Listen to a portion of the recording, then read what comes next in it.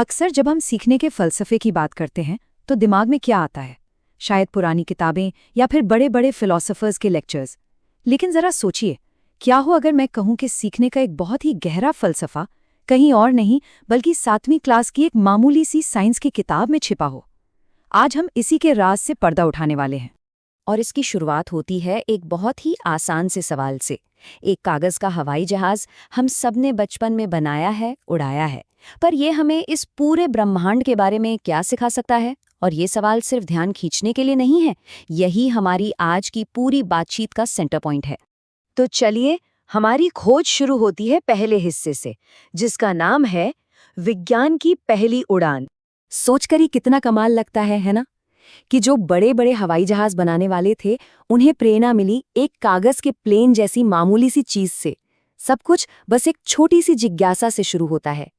ये आखिर उड़ता कैसे है? बस यही एक छोटा सा सवाल बड़ी बड़ी साइंटिफिक खोजों की बुनियाद बन जाता है।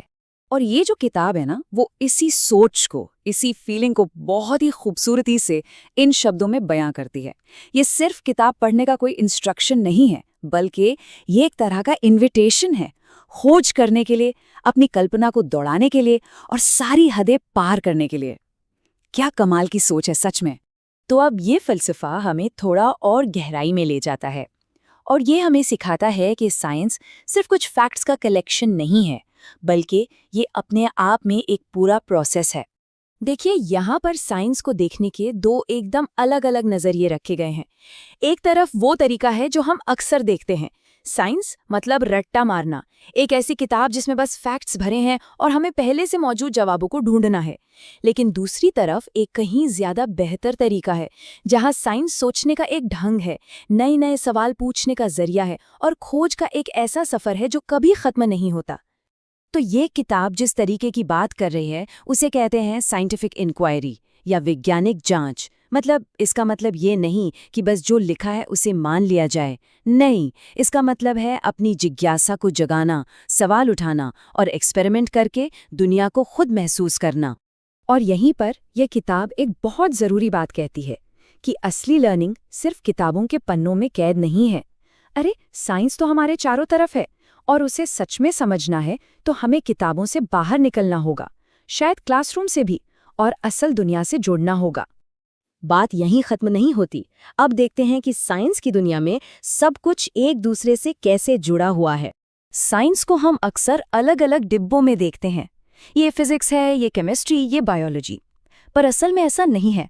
हमारी दुनिया में होने वाली एक मामूली सी घटना भी केमिस्ट्री, बायोलॉजी और फिजिक्स, इन सब में एक साथ कई सवाल खड़े कर सकती है। जैसे मान लीजिए शर्ट पर हल्दी का दाग लग गया, ये सीधा सीधा केमिस्ट्री का सवाल बन जाता है। ये दाग लगता ही क्यों है, और जब इस पर साबुन लगाते हैं तो ये लाल क्यों हो जाता है? या फिर किसी फल का खट्टा स्वाद, ये बायोलॉजी का सवाल है। भाई, इसमें कौन से एसिड्स हैं जो इसे खट्टा बना रहे हैं, और पौधे इन एसिड्स को बनाते ही क्यों हैं? और अगर बड़े स्केल पर देखें तो एक पिघलता हुआ ग्लेशियर, ये एक ही साथ फिजिक्स का सवाल है क्योंकि हीट ट्रांसफर हो रही है, और जियोलॉजी का भी क्योंकि इससे जमीन के बनने बिगड़ने पर असर पड़ता है। तो ये किताब हमें यही याद दिलाती है कि साइंस हमारे रोजमर्रा के सवालों में ही है। बैटरी डाउन क्यों हो जाती है, चट्टानें धीरे धीरे टूटती कैसे हैं, ये दिन और रात होते कैसे हैं, और शायद सबसे बड़ा सवाल, ये टाइम आखिर है क्या चीज? ये सब हमारे आसपास साइंटिफिक इंक्वायरी के मौके ही तो हैं। और अब आते हैं इस पूरी बातचीत के सबसे मजेदार और सोचने पर मजबूर कर देने वाले हिस्से पर, उत्तर से प्रश्न तक। इस किताब में एक बहुत ही पावरफुल आइडिया दिया गया है कि महान लोग सिर्फ सवालों के जवाब नहीं देते, वो कमाल के सवाल पूछते हैं। महानता सिर्फ जवाब जानने में नहीं है, बल्कि सही, दिलचस्प और बेहतरीन सवाल पूछने की कला में है। असली जिज्ञासा का मतलब ही यही है। अक्सर हमारे एजुकेशन सिस्टम में क्या होता है, हमें एक सवाल दिया जाता है और कहा जाता है कि इसका जवाब ढूंढो। लेकिन ये किताब एक बिल्कुल उल्टा काम करने को कहती है। एक क्रांतिकारी एक्सरसाइज के इस पूरे प्रोसेस को ही पलट दो। जवाब से शुरू करो और फिर उसका सवाल बनाओ। ये चीज हमें एक साइंटिस्ट की तरह सोचने के लिए मजबूर करती है। तो किताब हमें एक जवाब देती है, सिर्फ एक नंबर 42। और अब चैलेंज हमारे सामने है। अगर जवाब है 42, तो इसका सवाल क्या होगा? और किताब साफ साफ कहती है कि 32 जमा 10 कितना होता है, जैसे आसान सवालों से बचना है।